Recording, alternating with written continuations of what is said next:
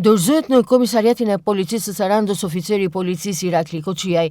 Oficeri i krimeve për zonën e Eksamilit ishte në kërkim prej 25 majit, pas urdhër arrestit të prokurorisë së Sarandës për shpërdorim të tyre. Koçiaj dyshohet për favorizim të ndërtimeve pa leje në Eksamil. Deri më tani janë arrestuar 8 ish efektiv të policisë së Sarandës me këtë akuzë. 2 prej tyre përfshirë edhe shefin e komisariatit ndodhen në burg me afat 30 ditor, ndërsa pritet që për pak ditu vlerësohet edhe masa e sigurimit. 5 të tjerë ndodhen në arrest shtëpie. 4 punojësit e inspektoriatit të mbrojtjes së territorit të Sarandës ende janë në kërkim. Më 25 maj Agjencia e Mbikëqyrjes Policore në Sarandë zhvilloi një aksion blic. Aksion ky që çoi edhe në shkrirjen e strukturës së komisariatit të policisë së Sarandës. Drejtuesi i këtij komisariati, si dhe vartësit e tij u arrestuan pasi në zonën e Sarandës dhe Eksamilit u evidentuan ndërtime pa leje. Kjo bëri që krahas arrestimeve të personave që po ndërtonin në Bregdet, të vjeshin në pranga edhe ata që shpërdoruan detyrën.